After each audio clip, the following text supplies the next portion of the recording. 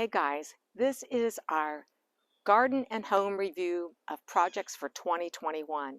And the biggest project, the one that's very noticeable, is right in front of our eyes. This summer, Reg painted the whole house from historic tan to white, and I will put a picture of the before. But what I think we're talking about, and we're going to think about this winter, is do we put a black window box, full window width, or should it be wood, to add some accents to that? And you can comment on that if you want, but we'll think on that this winter. It takes me a while to make those decisions. I'm never in a hurry because that's a big decision to make the box and put it there. So anyhow, the other big project in the front of the house is this beautiful lawn. I did a video where I had taken up all the sod and reseeded everything, and this looks lovely. I did it at the end of August.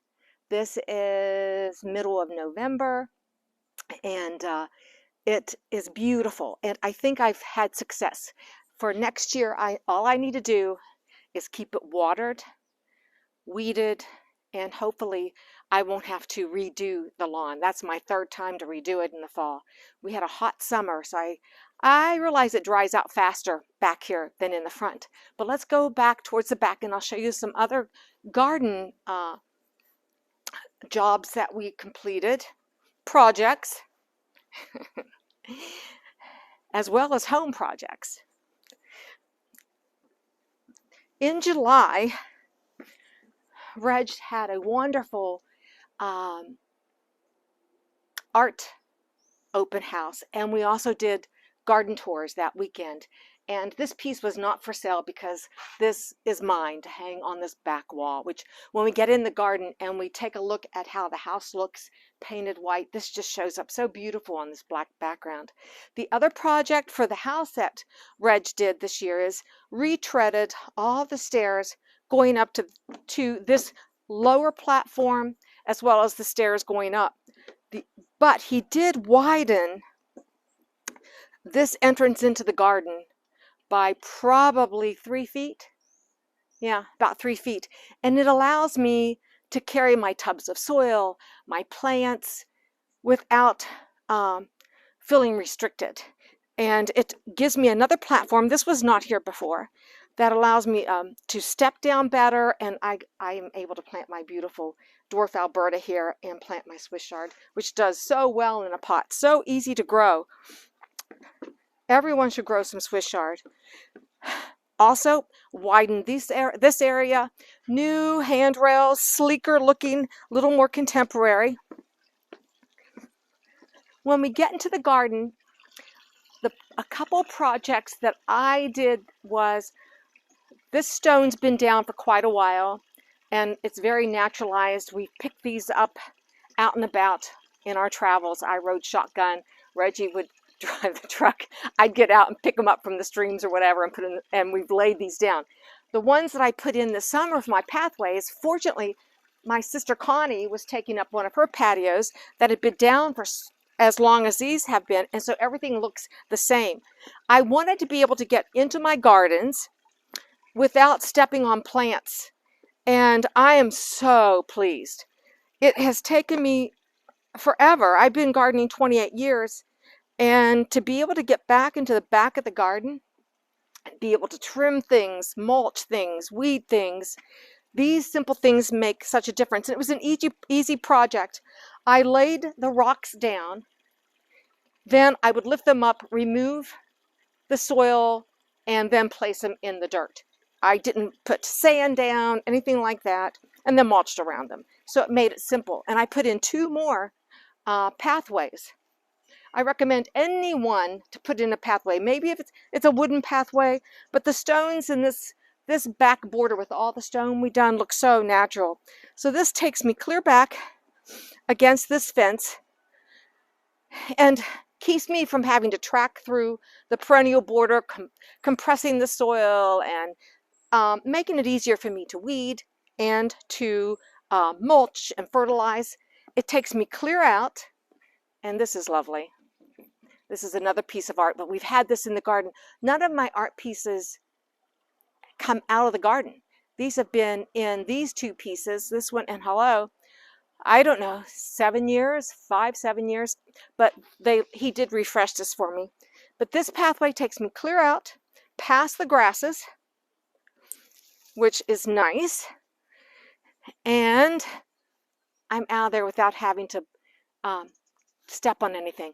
You'll notice over here, this is a project that we're going to do. These are some stones I picked up from Sister Sil, or she and Terry picked them up for me.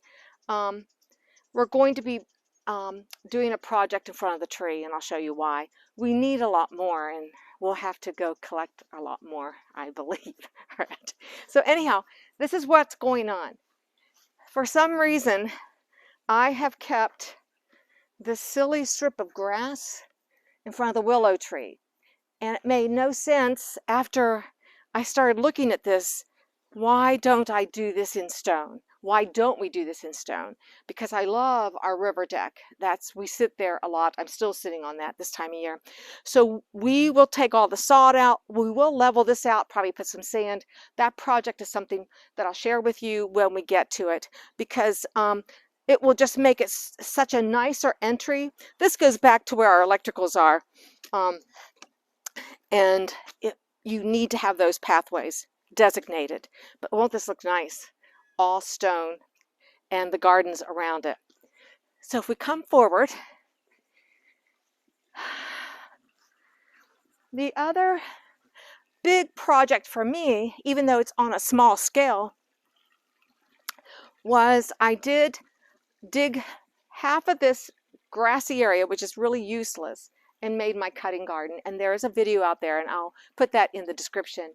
The nice thing about this cutting garden is I constructed it so that I can take the board out like this, and if I choose to, and I'm thinking about this, expanding the cutting area, maybe clear to this area. I should probably take it all out. Why keep grass?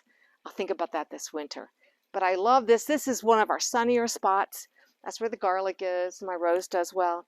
But I knew when I built this that I wanted to be able to either keep it, and if I didn't like it, I could smooth it out, grass it over. But I really enjoyed having an area for annuals that I can cut. So I'm going to keep that and maybe expand it. So as we go upstairs, the last of the garden projects is more about the decoration on the seating area.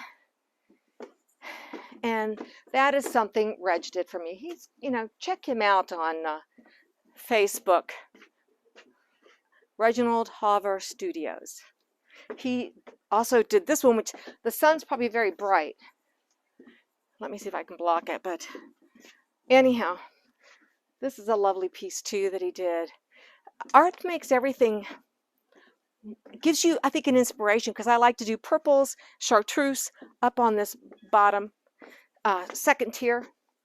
But we get up here, and this is lovely against the white backdrop. Going from historic tan to white makes everything pop. And that piece really made the difference in this whole room come together. And I appreciate it so much. We still sit out here. It's gorgeous weather. We've created a little seating area. We have a heater, and you can see it's probably on. And I'm out here every morning, 5:30, waving at the space station or talking to the cats. And I usually leave it on until 10 o'clock because the cats like to sit out here and stay warm when it's cold.